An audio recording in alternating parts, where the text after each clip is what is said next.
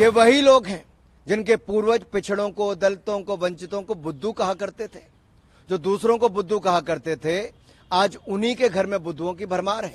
ये वही लोग हैं जिन्हें लगता था कि कैसे उनके सामने कोई दलित व्यक्ति कोट पैंट पहनकर खड़ा हो सकता है और संविधान लिख सकता है। कि स्वर्गीय राजीव गांधी जी ने कहा था, आरक्षण के नाम पर बुद्धुओं को बढ़ावा नहीं देंगे। इसका विस्तार कर विभिन्न क्षेत्रों में बुद्धुओं को बढ़ाने से पूरे देश को नुकसान होगा। आई अनकोट। ये मैंने नहीं कहा, ये स्वर्गीय राजीव गांधी जी ने कहा। पूर्व प्रधानमंत्री के अति बुद्धिमान पुत्र इस देश को बताएंगे कि क्या उनके पिता की नजरों में पिछड़ा वर्ग बुद्धू था। नेहरू जी ने तो अपने सारे मुख्यमंत्रियों को पत्र लिखकर बता दिया था कि वे किसी भी प्रकार के आरक्षण के खिलाफ हैं। इंदिरा गांधी जी की भी यही नीति रही। कल कुछ लोगों को मेरे भाषण से उनके सेंस ऑफ एंटाइटलमेंट को गहरी चोट लगी, जिसका असर हुआ कि पूरे इकोसिस्टम ने चीख पुकार मचाना शुरू कर दिया। इन्हें लगता है कि सवाल पूछने का हक सिर्फ इन्हें है, क्योंकि ये प्रिविलेज है। ये वही लोग हैं जिनके पूर्वज पिछड़ों को, दलितों को, वंचितों को बुद्धू कहा करते थे। जो दूसरों को बुद्धू कहा करते थे, आज उन्हीं के घर में बुद्धुओं की भरमार है। ये वही लोग हैं जिनके पूर्वज दलितों, आदिवासियों को समानता का अधिकार न देने के बहाने बनाते थे। ये वही लोग हैं जिन्हें लगता था कि कैसे उनके सामने कोई दलित व्यक्ति कोट पैंट पहनकर खड़ा हो सकता है और संविधान लिख सकता है। बुद्धू मैं नहीं कह रहा, बुद्धू तो कांग्रेस के तत्कालीन प्रधानमंत्री श्री राजीव गांधी जी ने कहा था, वह भी सार्वजनिक रूप से सांझ को आंच किया। श्रीमान राहुल गांधी जी, पूरी कांग्रेस जमात पढ़ ले कि स्वर्गीय राजीव गांधी जी ने कहा था, आरक्षण के नाम पर बुद्धुओं को बढ़ावा नहीं देंगे। और नव भारत टाइम्स का ये लखनऊ एडिशन का 3 मार्च 1985 और बाईलाइन थी आलोक मेहता की।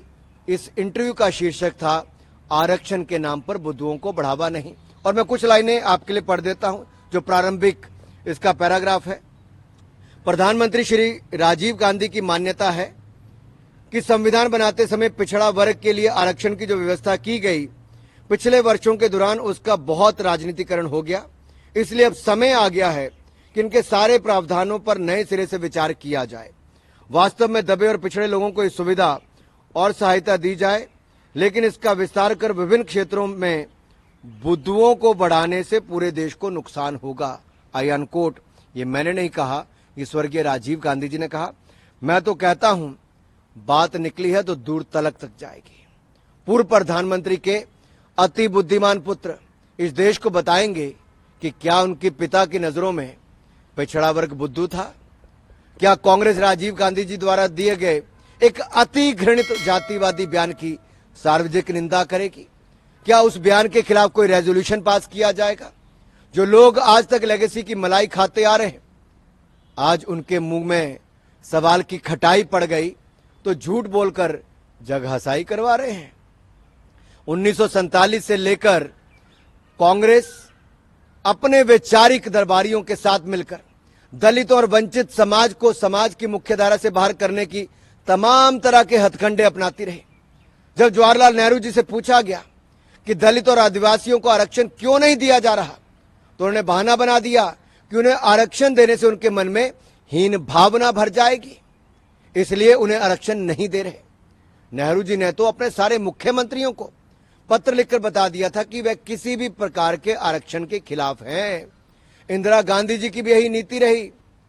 और बीबी प्रसाद मंडल जी, जिन्होंने मंडल आयोग की रिपोर्ट लिखी, इस रिपोर्ट की इंप्लीमेंटेशन को भी राह ताकते रहे। मंडल जी का स्वर्गवास हो गया, लेकिन इंदिरा जी और राजीव गांधी जी ने 10 साल तक इस रिपोर्ट को लागू नहीं होने दिया। राजीव गांधी जी तो खुलेआम मंडल आयोग के रिपोर्ट को लागू करने का विरोध करते रहे। और जब काका कालेलकर की रिपोर्ट आई थी, तब भी कांग्रेस ने वर्षों तक इस रिपोर्ट को दबा कर रखा। और मुझे एक शेर याद आता है, लम्हों ने खता की, सदियों ने सजा पाई। अगर सामंती सोच वाली कांग्रेस पार्टी ने उस समय मंडल रिपोर्ट और काका कालेलकर की रिपोर्ट में कीड़ा में रोड़ा नहीं अटकाया होता, तो आज स्थिति कुछ और होती। ये जो तुम इतनी वफा दिखाते हो सनम, डर है ये कोई नई दगा तो नहीं। पूरे देश में पिछड़ा, दलित, आदिवासी समाज को राहुल गांधी जी के इरादों पर शंका है, क्योंकि ये उसी परिवार और पार्टी के सर्वे सर्वा हैं जिसने आज तक सारी जरना और मर्यादाओं को तोड़कर आरक्षण का विरोध किया। सामंती जब समाजवादी बनने का ढोंग करते हैं तो बड़े खतरनाक होते हैं। और कांग्रेस ने तो मोदी जी के बहाने पिछड़ा वर्ग को गालियां दी, अपमानित किया। भरे चौराहे पर मोदी जी की जात को पूछा।